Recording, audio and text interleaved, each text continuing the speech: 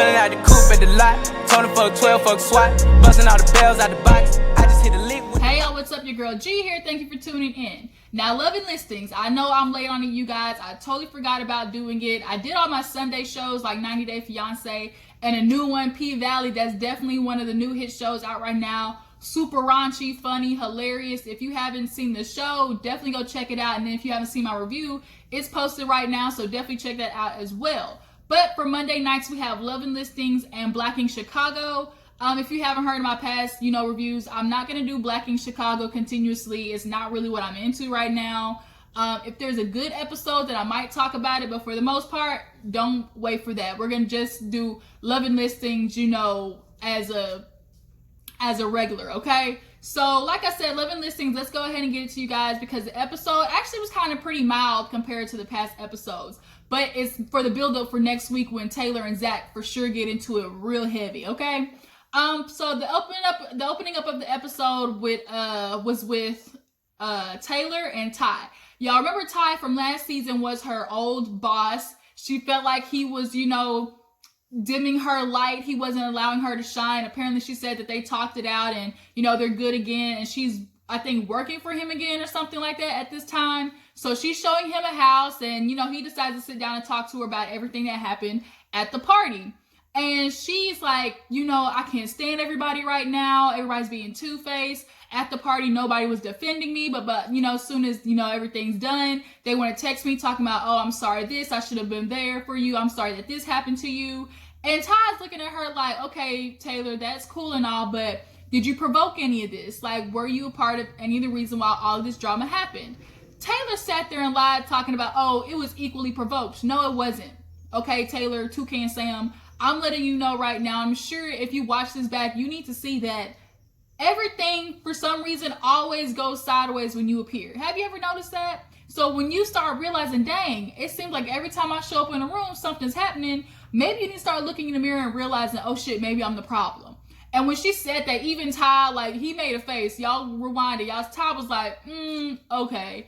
But she's feeling some type of way because Andrew, Alex, I guess they texted her apologizing. And I think really what people were apologizing for was the fact that she got her hands, that somebody put their hands on her. That's understandable. Everybody's like, dang, that girl shouldn't came at you like that. And she even says like, oh, Sam jumped in trying to defend Anjani. This old big girl, that little big Barney bitch, she came out of nowhere and she pushed Sam in the face. And she was like, oh, this girl bullied me. You're not going to use the word bully, okay? Because that girl told you, say bitch again.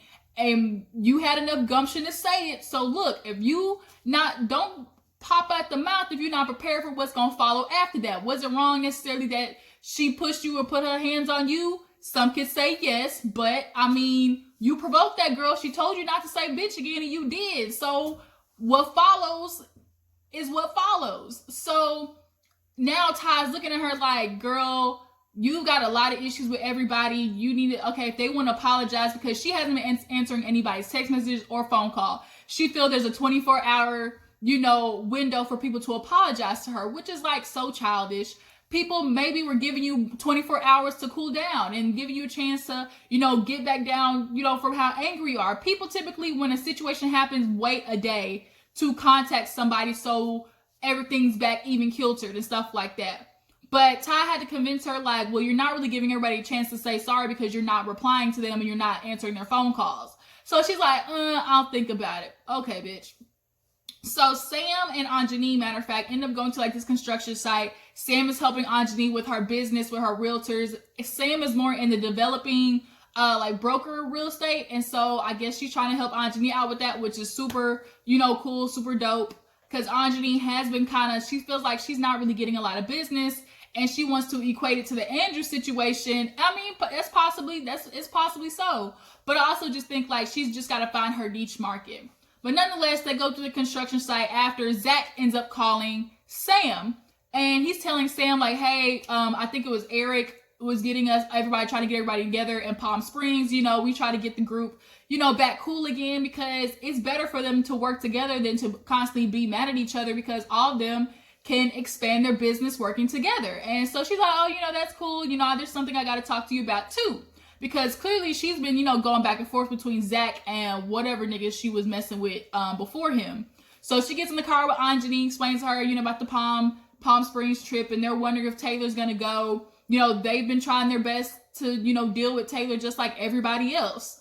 But whether she's gonna go or not, at that time, nobody really knew.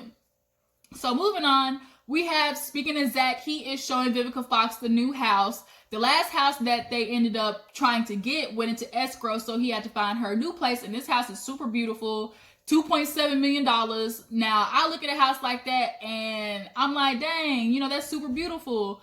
But I live in the South where 2.7 million, like, you get a lot. Up there where they at, like, 2.7 million, you literally are getting a shack with a miniature pool-size pool on the outside. Like, I just can't deal with that fact sometimes, especially with the area I live in where real estate, you get so much more bang for your buck. It's just so hard to look at people get these 3,500 square foot houses and having to pay millions of dollars for it, okay? But nonetheless, she ends up liking the house, and Zach even talks about how him and Vivica have kind of, forged a new friendship. He's gone out to brunch with her, introduce her to friends and stuff. So they end up sitting down, and she's like checking on him. It's like, what's going on in your life? And he explains to her the situation about Sam. And he's like, I'm feeling her again. We kind of had, a thing in the past, and, we're just kind of sparking it back up. And she's like, oh, she must be fine for you to backtrack. He's like, she good looking. And, he didn't want to say she fine because Sam is, if you honestly look at her, she's kind of like, for LA, she's kind of like average, like for LA. But she's definitely a gorgeous girl. But nonetheless, he's like, my friend told me that she had a boyfriend and I had to confront her about it at, dinner. And she was mad that somebody even told me. And so Vivica's like, we can't do that. You are husband material. You are not side piece material. And he's like, you know what? You hyping me up. That's so true. I can't be having her out here playing me like that. Like, if she is with somebody, she needs to tell me. And I agree with that. Like, Sam is really kind of, I think, trying to make Zach work for it extra hard. But it's so kind of pointless because as much as you say, I want to take things slow, you're like always giving him the doomy eyes when you see him. And we see that when they go to Palm Springs. So Jacob ends up going to talk to his aunt at this like little cigar place, and she's basically hyping Suge up like, oh, your daddy used to love cigars, come here, people want to talk bad about him, but he really did so much for people back in the day, and we really had it all. And it's like, that might be the case too, but Suge also wasn't no saint.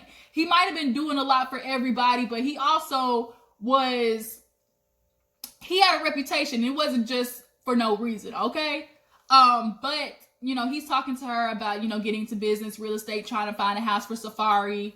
And she's looking at him like, you just got to push because now you got another mouth to feed. She's like, oh my God, my little sugar got a baby. He's like, yeah, I got a baby. It's so weird. Like, have you ever noticed the aunt doesn't really talk about the girl that much? And you can tell that she's kind of like just accepting the situation. I don't think anybody really was into the fact that he's with this girl. I'll just put it that way. But yeah, he's like, I just gotta follow through and get a house for Safari because I don't want that bad juju out there on my name. So speaking of Safari, they end up finally finding this new house because the other two were bad. I'm not gonna lie. When I saw them, I already knew that was not the place. But they end up finding this new place that's literally up in the clouds. So it's more of the heaven-like thing that Safari was looking for.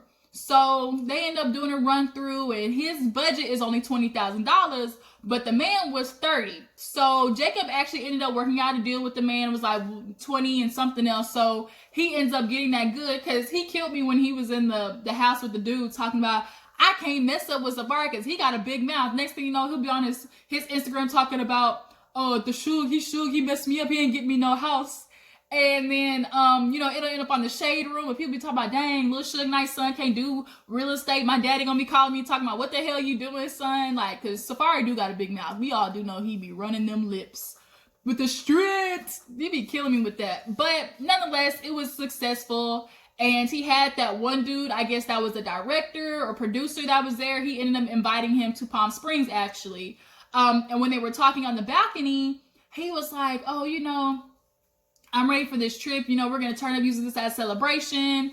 And one dude asked, he was like, oh, what about the baby? I heard about the baby and the girl, does she feel okay with you going? He's like, yeah. He's like, I told her it was a guy's trip. He's like, because for me, it's a guy's trip. I'm like, damn, Jacob, that's the wrong idea. Like, oh no. I get sometimes people want to say like they're not telling their spouse something just to save the argument. But then an argument's still gonna happen anyways when they find out you lied to their ass. So like, it's just, you're damned if you do, damned if you don't. And I get Jacob, it's like, he's like, she's jealous, and you can tell why the girl's jealous. Deep down, that girl got some insecurities for sure. But the girls that were going, like Anjani and what's the girl's name? Sam or something, like the white girl. And no, Sam is the little Asian girl. But what's the white girl's name? Is it Sarah? But like the type of girls that were going, like their colleagues, like she should know that you would. I think the only person that girl would be concerned about is Taylor. But the dude was like, I don't know if that's gonna work, homie. And he's like, look, we just gonna keep it that way because I ain't got time to have no argument. When she watched that shit back, I mean, it's gonna be an argument then.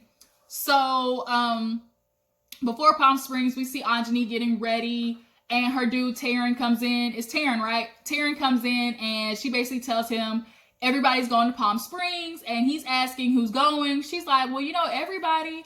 You know, she's concerned about Taylor going. And he's like, well, is Andrew gonna be there? And she's like, I don't think so. Like, he's not really talking to the guys. And when we brought it up, nobody said his name.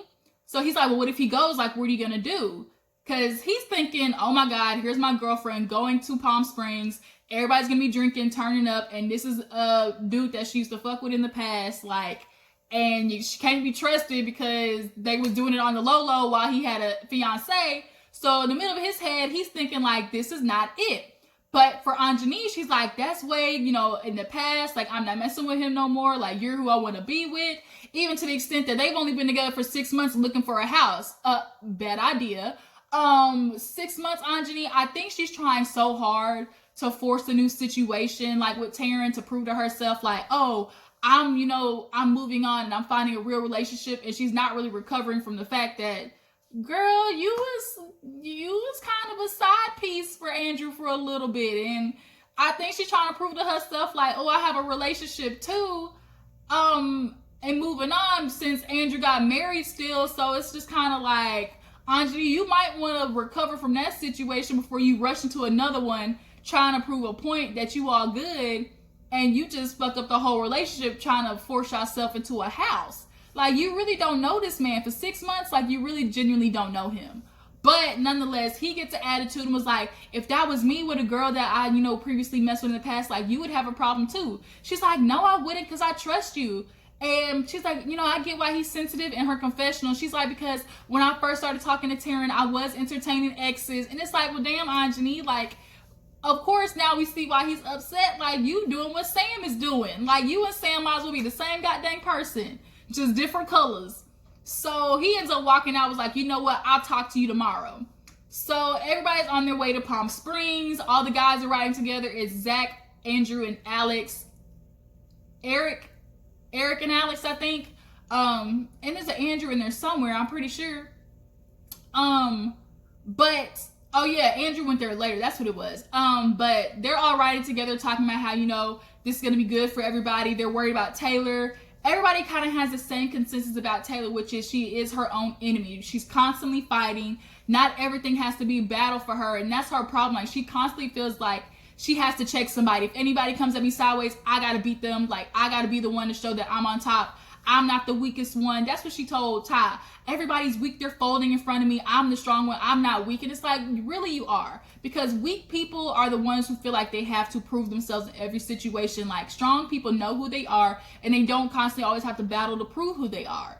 So, like, you got some situations in there, Taylor, that you need to figure out, because Dr. Phil, Iyanla, Oprah Winfrey, if need be, somebody you need to talk to.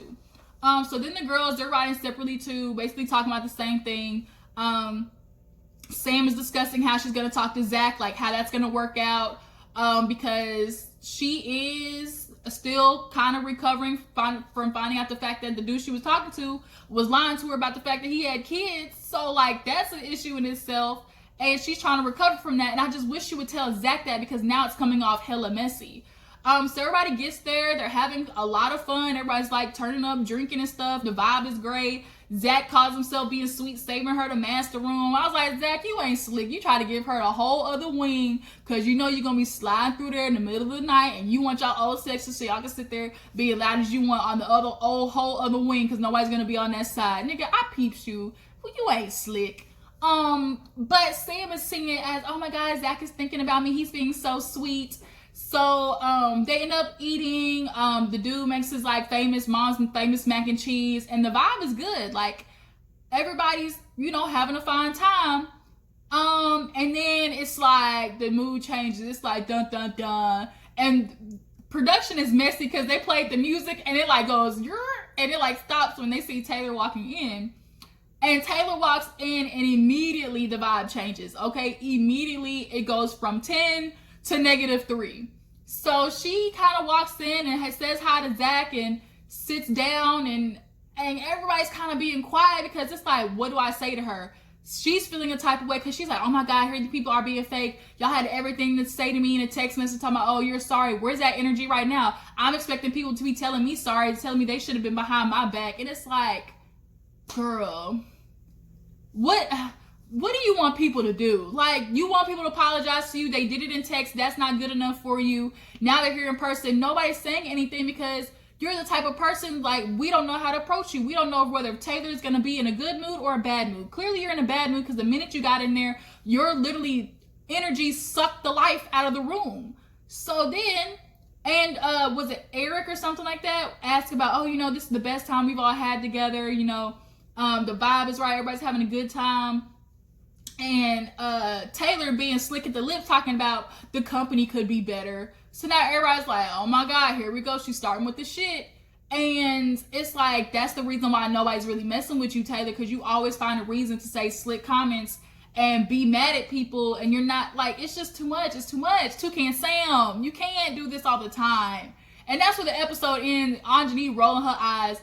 But Zach gets pissed off next episode. I think he's been there for Taylor a lot of times. She called Zach basically fake because he wouldn't allow her to do, like, get back at the girl. I'm like, no, that's your true friend, because he's saving you, because he knows if you go in there, first of all, you're not gonna beat Big Barney bitch's ass up, firstly, okay? You're gonna end up in the hospital messing with that big girl.